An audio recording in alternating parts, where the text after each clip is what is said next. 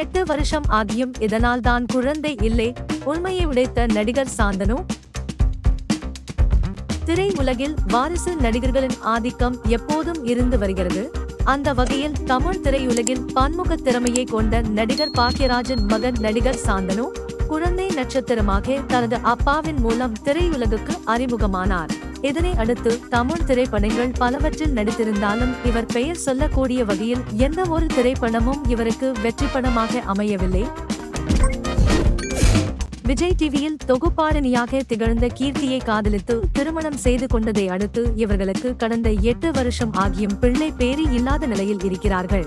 எந்த விசேஷத்திற்கு சென்றாலும் எப்ப பிள்ளையை பெற்றுக் கொள்ளப் போகிறீர்கள் என்பது போன்ற கேள்விகளை கேட்பதை அடுத்து இவர்கள் ஏன் விசேஷத்திற்கு செல்ல வேண்டும் என்று கூட நினைத்து அதை தவிர்த்து வந்தார்களாம்.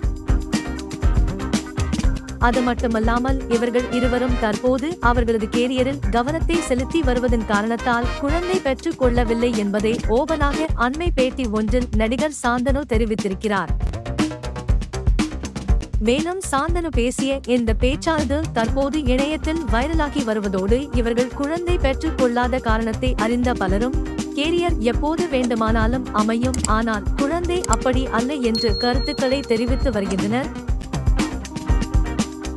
தொடர்ந்து சினிமா செய்திகள் பார்க்க நமது சேனலை சப்ஸ்கிரைப் பண்ணுங்க. நன்றி.